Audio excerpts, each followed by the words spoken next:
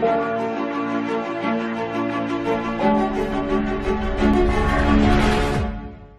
आपके पास कलाम मुक़द्दस है तो आइए मेरे साथ देखिए खुदा के जिंदा कलाम में से पहला करंथियों के नाम खत, उसका 11वां बाब और उसकी 23वीं आयत से कलाम मुक़द्दस में इस तरह से लिखा है। प्लीज़ गौर से सुने, क्योंकि ये बात मुझे खुदावन से पहुंची और मैंने तुमको भी पहुंचा दी कि खुदावन यीशु ने जिस रात वो पकड़वाया गया रोटी ली और शुक्र करके तोड़ी और कहा, ये मेरा बदन है जो तुम्हारे लिए है, मेरी यादगारी के वास्ते यही किया करो। इसी तरह उसने खाने के बाद प्याला भी लिया और कहा, ये प्याला मेरे खून में नया अहद है, जब कभी पियो मेरी यादगारी के लिए यही किया करो। क्योंकि जब कभी तुम ये रोटी खाते और इस प्याले में से पीते हो तो खुदावन की मौत का इजहार करते हो जब तक वो ना आए। इस वास्ते जो कोई नामुनासिब तौर पर खुदावन की रोटी खाए या उसके प्याले में से पिए, वो खुदावन के बदन और खून के बारे में कसूरवार होगा। बस आदमी अपने आप को आजमा ले और इसी तरह उस रोटी में से खाए और उस प्याले में से पिए, क्योंकि जो खाते पीते वक्त खुदावन के बदन को ना पहचाने वो इस खाने पीने से सजा पाएगा। इसी सबब से तुम में बहुत तेरे कमजोर और बीमार हैं और बहुत से सो भी गए। अगर हम अपने आप को जांचते तो सजा ना पाते, लेकिन खुदावन हमको सजा देकर तरबियत करता है ताकि हम दुनिया के साथ मुजरिम ना ठहरें। बस ऐ मेरे भाइयों, जब तुम खाने के लिए जमा हो तो एक दूसरे की राह देखो। अगर कोई भूखा हो तो अपने घर में खा ले, ताकि तुम्हारा जमा होना सजा का बायस ना हो, और बाकी बातों को मैं आकर दुरुस्त कर दूंगा। खुदावन के जिंदा कलाम के पढ़े और सुने जाने पर खुदावन की बरकत हो। आमीन। खुदावन का शुक्र हो। आज कलाम मुक़द्दस में से थोड़ी देर के लिए जो बात मैं आप सबके साथ बांटना चाहता हूं उसका उन्वान है the purpose of the holy communion. इशाए रुबानी का मकसद क्या है? इशाए रुबानी का मकसद। ओके, इससे पहले कि मैं आपके साथ कुछ शेयर करूं, मैं आपसे एक सवाल पूछना चाहता हूं। गो के ये इशाए रुबानी से रिलेटेड नहीं है, ठीक है? Make sure this is not regarding holy communion. Okay, general question है। ओके, किसी को मालूम है कि जब खुदा ने आदम, सबको मालूम है, सब इस बात पे बिलीव रखते हैं कि खुदा ने आदम को बनाया। ओके, खुदा ने आदम को बनाया, तो खुदा ने आदम को कहां पर बनाया था? जमीन पे, और बागे अदन में, और हाँ जी प्लीज बोले, जस्ट थिंक, कहां पे बनाया था खुदा ने? आसमान पे बनाया था, जमीन पे बनाया था, समंदर में बनाया था, हवा में बनाया था? 6 डेज में नहीं, मैं पूछ रहा, मैं बनाया था कहां पर बनाया था? हाँ जी, ओके, माउंट मोराया पे बनाया था। ओके ओके, और फिर बागे अदन कहां पे था? बागे अदन कब बना था? आदम के बनाने से पहले या आदम के बनाने के बाद? कितने लोग कहते हैं कि आप बागे अदन पहले बना था? ओके, आज जाके अपनी बाइबल जरूर पढ़िएगा। हाँ जी, सब कुछ बनाया था आदम के लिए, ठीक है? फिर बाद में खुदा ने आदम को बनाया था। लेकिन अगर आप पैदाइश की किताब के पढ़े जाकर तो कलाम मुक़द्दस में खुदा ने जमीन और आसमान को बनाया, ठीक है? फिर खुदा ने आदम को बनाया, फिर हवा को बनाया, और फिर कलाम मुक़द्दस में लिखा कि खुदा ने मशरिक की तरफ एक बाग बनाया और खुदा ने आदम को उस बाग में रखा। हेलो, सुन रहे हैं? समझ आ रही है बात की? बना पहले दिया था, मखसूस उसको बाद में किया, डेडिकेट उसको बाद में किया। चलें आपकी बात मान लेते हैं, ठीक है। हो सकता है खुदा ने उसको पहले बनाया हो, लेकिन कलाम मुकद्दस में लिखा है कि खुदा ने मशरिक की तरफ एक बाग बनाया और फिर खुदा ने आदम को उस बाग में रखा। ओके, यहां पर दो सवाल मैंने आपसे पूछे। पहली बात कि खुदा ने आदम को कहां पर बनाया था, अब कहां पे बनाया? जवाब आया आपको, जमीन पर। कहां पर? जमीन पर। बाग अदन के अंदर या बाहर? बाहर, ठीक है। अक्सर हम लोग कहते हैं कि खुदा ने बाग अदन के अंदर जो है वो आदम को बनाया, जबकि ऐसा नहीं है, ठीक है। आप इस बात से कंट्रोडिक्ट कर सकते हैं, आपको हक है, ठीक है, but this is my understanding. Okay, पहली बात कि खुदा ने बाद में बाग अदन के अंदर आदम को रखा, ठीक है। और कलाम मुकद्दस में लिखा कि खुदा ने बाग अदन में 4 दरख्त लगाए थे, जिनको कहा था कि इसका फल खाना मना है। कितने थे? 1। कितने कहते हैं 1? कितने कहते हैं 2? और कितने कहते हैं 3? कितने कहते हैं 4? 3 और 4। याद रखें, सिर्फ 2 दरख्त थे, ठीक है, सिर्फ 2 दरख्त थे, ठीक है। बहुत दफा हम कहते हैं कि सिर्फ 1 ही दरख्त था, 1 नहीं था, 2 दरख्त थे। 1 दरख्त के फल में से आदम ने खा लिया था, और दूसरे दरख्त के साथ क्या हुआ? फिर उसके ऊपर खुदा ने एक आतिशी तलवार का पहरा लगा दिया, ताकि अगर आदम उस दरख्त के फल में से खाने के लिए उसके पास आए तो वो आतिशी तलवार जो है वो उसका सर कलम कर दे। ऐसा ही है ना? क्या खुदा जालिम नहीं है? क्यों खुदा ने बागे अदन से आदम को निकाल दिया और फिर वहां पर एक आतिशी तलवार का पहरा भी लगा दिया कि अगर चोरी चोरी, जैसे पहले उसने फल खा लिया था, ऐसे ही चोरी चोरी आए और उसके दरख्त के फल में से भी लेकर खा ले? फिर वो गुनाहगार ही रहता। हाँ जी, वो गुनाहगार ही, नाफरमान।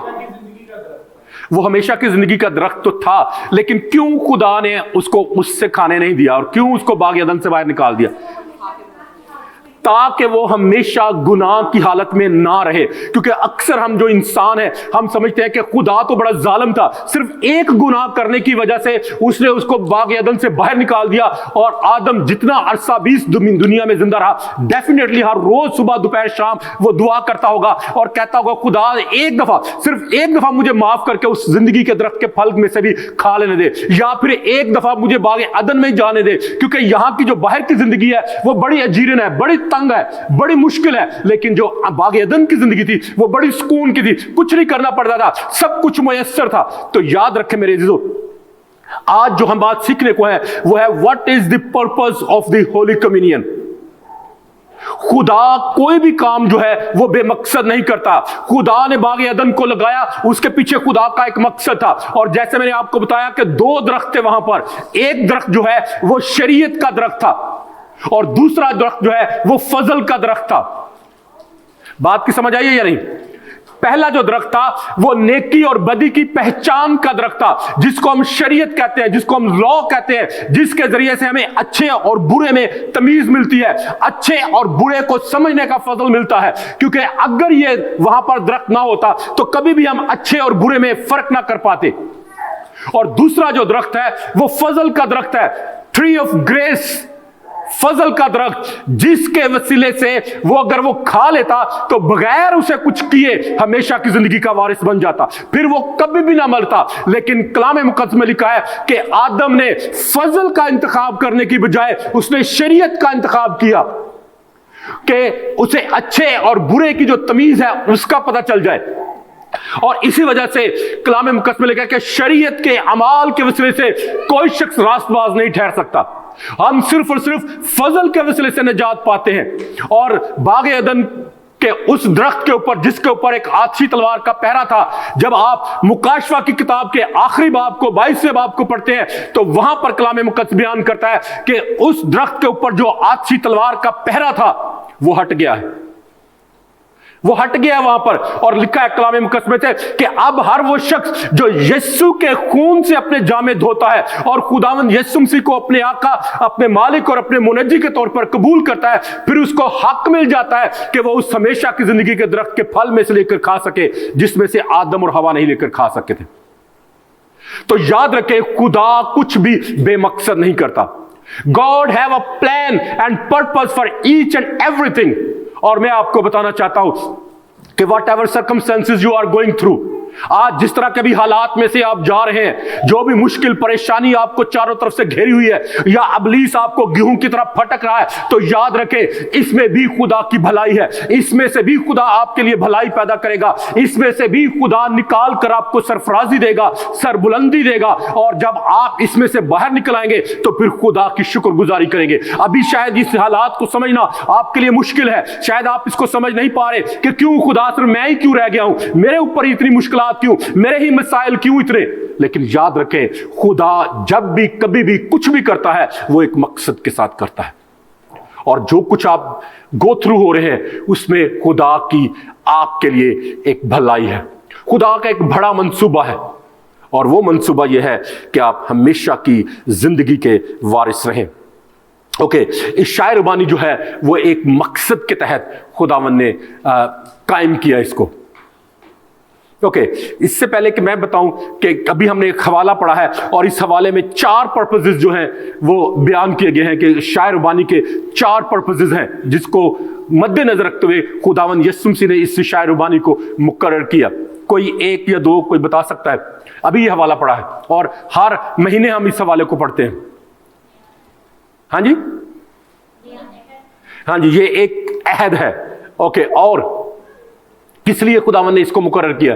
एक अहद के तौर पर मुकर्रर किया है। और अहद किसके दरमियान में? खुदा के दरमियान में या इंसानों के दरमियान में? रूहुल कुद्स के दरमियान में, इंसानों के दरमियान में? यीशु के दरमियान में और इंसानों के दरमियान में? या यीशु और रूहुल कुद्स के दरमियान में? या रूहुल कुद्स और खुदा बाप के दरमियान में? Is it confusing? कॉम्प्लिकेटेड हो गया है। किसके दरमियान में है यह अहद? खुदा और इंसान के दरमियान में। और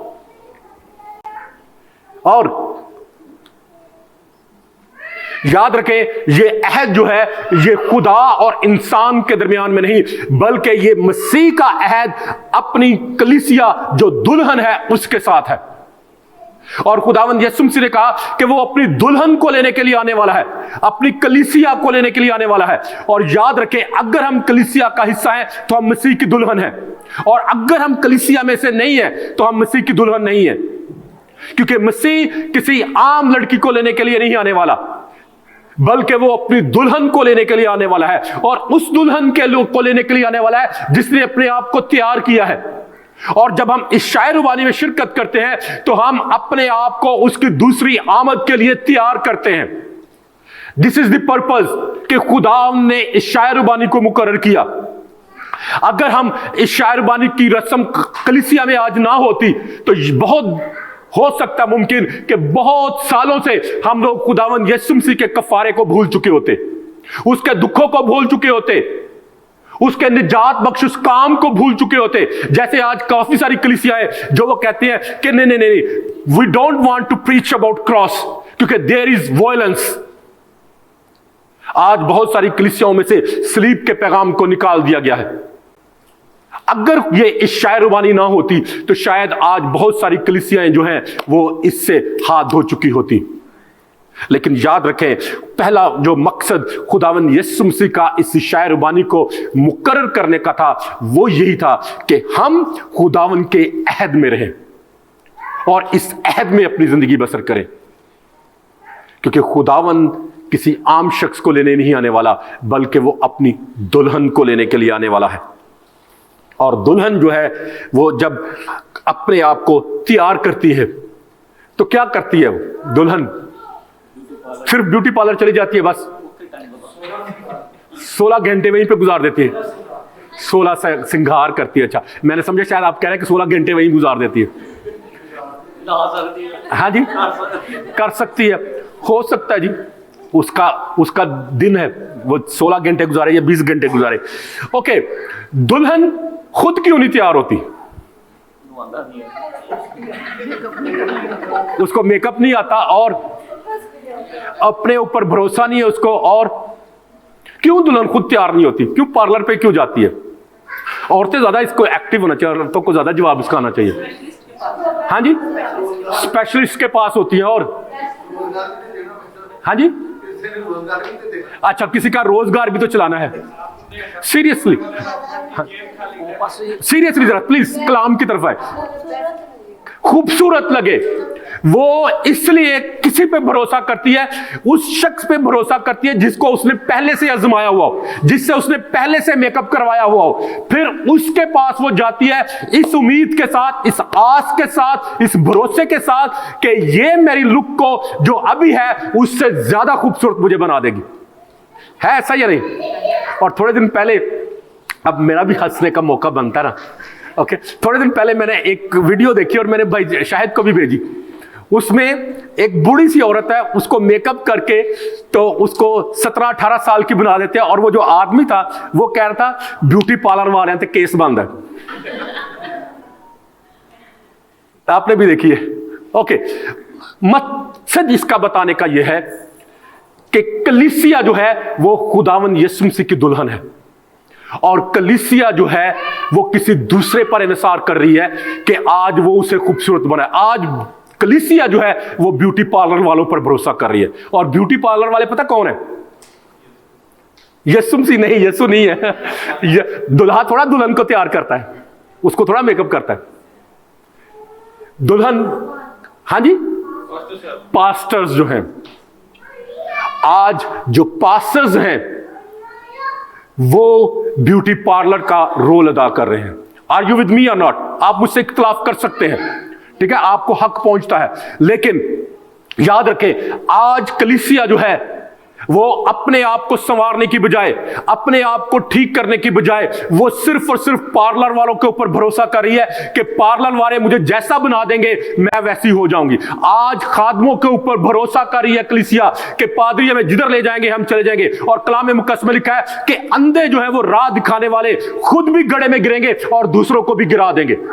तो इसलिए हमेशा सिर्फ अतवार की एक दिन की जो इबादत है उस पर कनायत ना करें, क्योंकि अगर सिर्फ अतवार को एक दिन चर्च आकर आप इस बात से सेटिस्फाई हो जाएंगे कि आप रूहानी तौर पर परफेक्ट होंगे, रूहानी तौर पर आप खूबसूरत बन जाएंगे और आपको खुदावंद में बढ़ने की, तरक्की करने की और किसी चीज की जरूरत नहीं, बस अतवार वाले दिन पादरी ने कलाम सुना दिया काफी है, हम तैयार होकर चर्च चले गए और चर्च से घर आ गए, that is enough. No, that is not enough. अगर ऐसा होगा तो याद रखें हम अंधे राह दिखाने वाले की मानिंद होंगे, वो खुद भी घड़े में गिरेंगे और हम खुद भी घड़े में उनके साथ गिरेंगे। इसलिए दुल्हन होते हुए ब्यूटी पार्लर वालों पर भरोसा ना करें। कभी ऐसा हुआ है कि औरत जो है, दुल्हन जो है, लड़की जो है वो तैयार होने के लिए ब्यूटी पार्लर में जाए और जब वहां से निकले वो कहे कि इसने मुझे सही तैयार नहीं किया?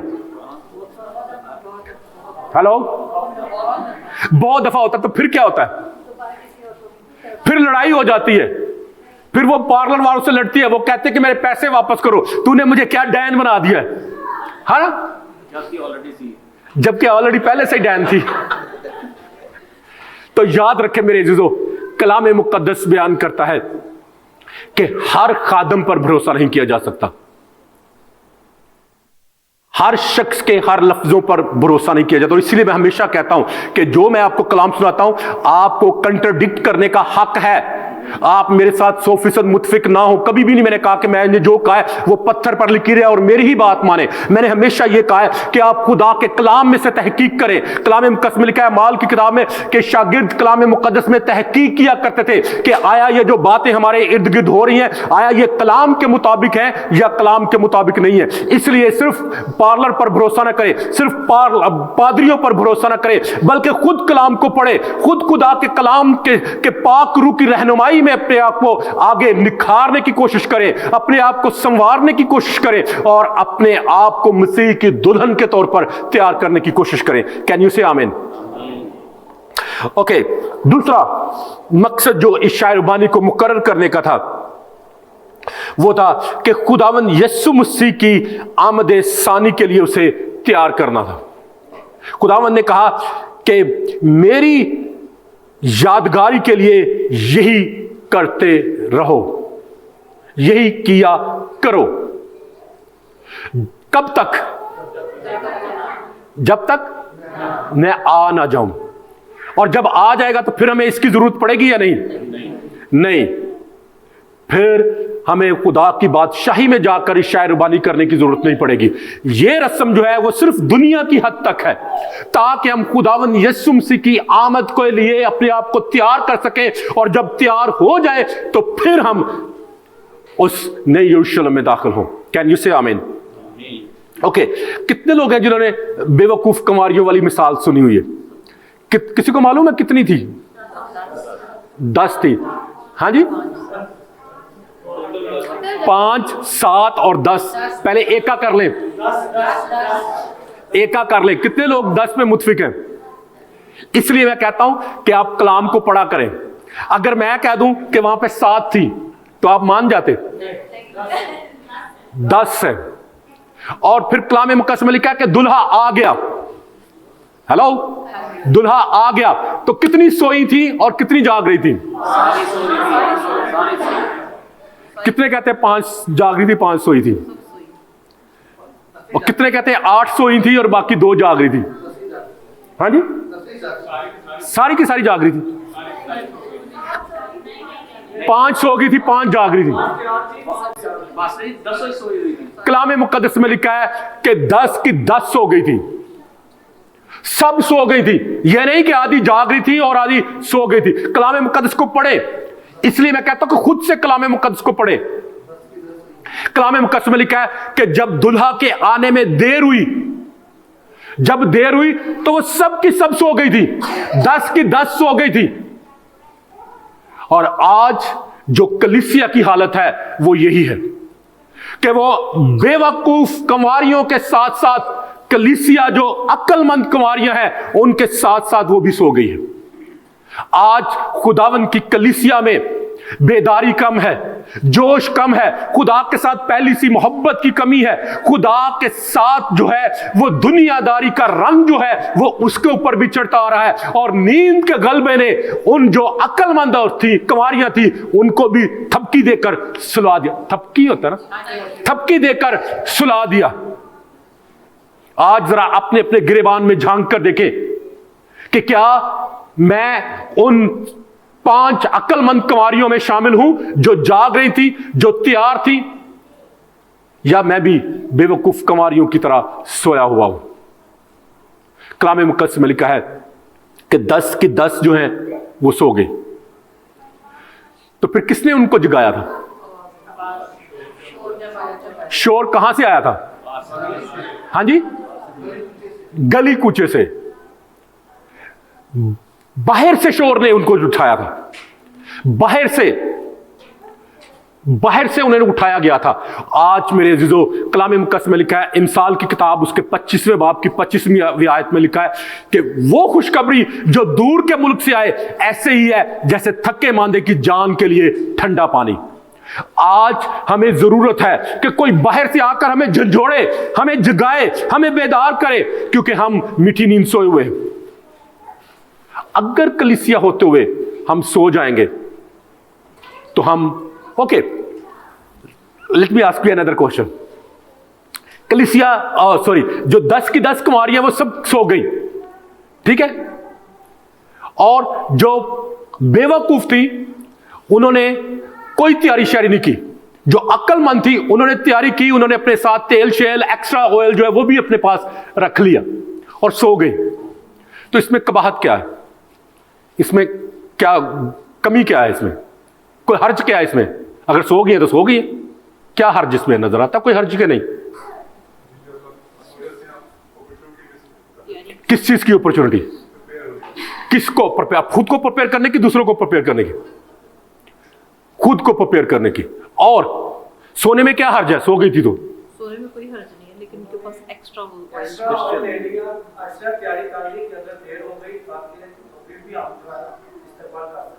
तो हर्ज क्या है? सोने में हर्ज क्या है? सोई वो क्यों? वेलकम नहीं करते। हाँ जी, हो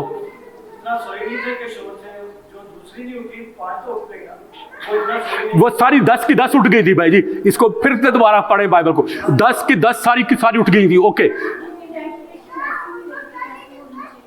तो डेडिकेशन से क्या फर्क पड़ता है? सोना तो पड़ता ही है ना सबको। तैयार तो थी, उन्होंने तैयार तो किया था, सारा तैयार श्यार करके तो फिर सोई थी वो। इंतजार किसका इंतजार नहीं कर पाई? आलसी कर दिया, आलसी हो गई थी। तो आलसी होना क्या गुनाह है? नहीं, बस ये 5 जो थी प्रिपरेशन की हालत में सोई थी। तो सो गई थी, तो सोने में हर्ज क्या है? क्या उनको नहीं सोना चाहिए था? ये अगर सो गई तो क्यों, क्या हर्ज हो गया? क्या तूफान आ गया? क्या गुनाह हो गया? क्या बड़ी मुसीबत आ गई?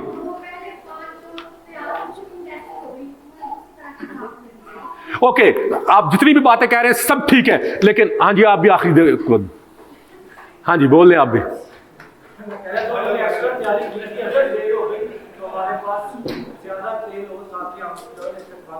ओके, आप जी आप क्या कर?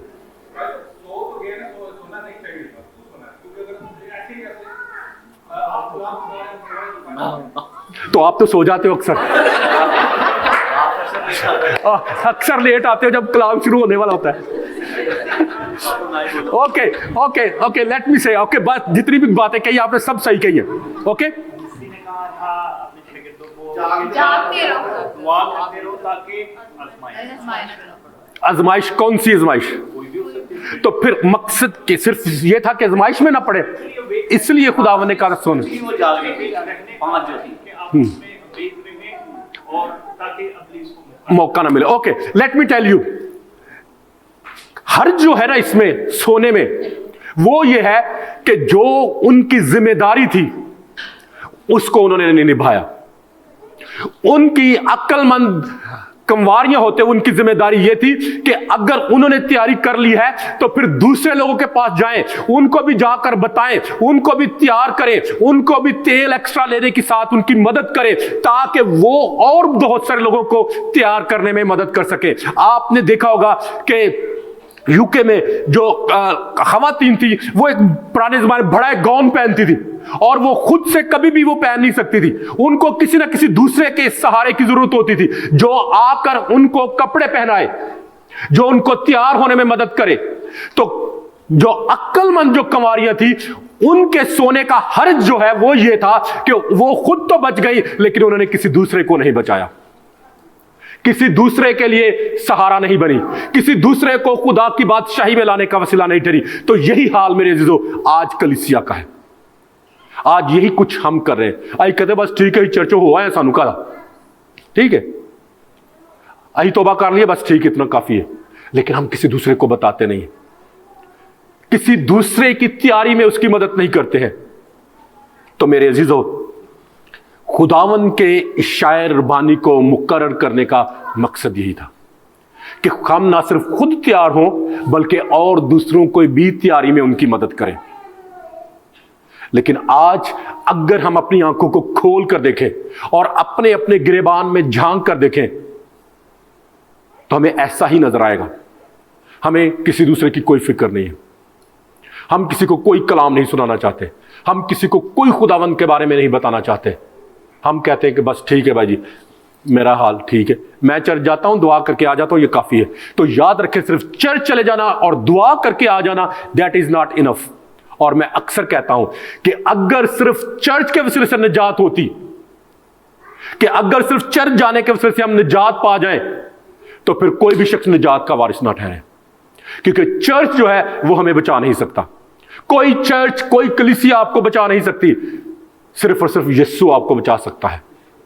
जब तक आपका यीशु के साथ रिश्ता सही नहीं है, जब तक आप यीशु के साथ एक दिल, एक ख्याल, एक सोच नहीं है, आप हरगिज निजात की उम्मीद ना रखें।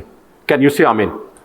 Time has gone. और आखिरी बात जो है, फिर जब नेक्स्ट टाइम कभी मौका मिला तो जरूर इसको मैं चौथी बात को शेयर करूंगा कि what is the purpose of the holy communion, कि शायर बानी का मकसद क्या है खुदावंद के मुकर्रर करने का। आइए हम सब अपने सरों को झुकाएं कि खुदा हमें इस कलाम के वसीले से बरकत दे, हमें हिकमत, फहम और दनाई दे, ताकि हम उन 10 कंवारियों की मानी ना हो जो सब की सब सो गई और फिर बाहर से उन्हें आवाज आई और उन्हें जगाया गया। तो मेरे अजीजों, आइए आज हम भी अपने आप को खुदा के सामने रखें और कहें कि खुदावन तू मुझे फजल दे कि मैं तेरे हजूर में रूहानी तौर पर हर वक्त जागता रहूं, हर वक्त तेरे साथ देनदारी, वफादारी और पाकीज़गी में ज़िंदगी बसर करूं, और मैं वो सब कुछ करूं जो तेरी नज़र में अच्छा और भला है। हालेलुया। खुदावंद कायनात के बादशाह, इस्राएल के खुदा, मैं तेरी शुक्रगुजारी करता हूं कि तू वादों का सच्चा खुदा है और तेरे तमाम वादे हाँ के साथ हैं। मैं तेरी शुक्रगुजारी करता हूँ बाप इस तेरे जिंदा कलाम के लिए जो तूने मुझे दिया, और मैंने तेरे कलाम को देनदारी और वफादारी के साथ तेरे लोगों तक पहुँचा दिया। अब आप, अब मैं तेरी मिन्नत करता हूँ कि तू इस पाक कलाम के वसीले से हमारे दिल और दिमाग को बदल, हमारे ख्यालों को बदल, हमारी सोचों को बदल, हमारे रवैयों को बदल, हमारे एटीट्यूड्स को बदल, हमारे बिहेवियर्स को बदल, हमारे एक्शन और रिएक्शन को तू बदले बाप, ताकि खुदावंद खुदा हम हर रोज अपनी शक्ल बदलते चले जाएं और रोज बरोज तेरे बेटे यीशु मसीह की मानिंद बनते चले जाएं, ताकि हमारी जिंदगियों से, हमारे किरदार से, हमारे चाल चलन से और हमारे उठने बैठने से खुदावंद तेरे ही नाम को इज्जत और जलाल मिले। खुदावंद तेरी शुक्रगुजारी करता हूँ, और मैं इस कलाम को खुदा बाप, खुदा बेटे और खुदा रूहुल कुद्स के नाम से इन जिंदगियों में और इन खानदानों में और इस कलीसिया में सील करता हूं, ताकि इब्लीस कभी भी इस कलाम को इस कलीसिया में से, इन खानदानों में से और इन जिंदगियों में से चुरा ना पाए, बल्कि ये कलाम इन जिंदगियों में 100 गुना फल लाए और खुदावंद उससे तेरे ही नाम को इज्जत और जलाल मिले। खुदावंद मैं तेरी शुक्रगुजारी करता हूँ, तेरी तारीफ करता हूँ और तेरे जलाली कदूस नाम को मुबारक कहता हूँ, और ये दुआ तेरे प्यारे बेटे अपने खुदावंद यीशु मसीह नासरी के नाम में मांगता और पा लेता हूँ। आमीन।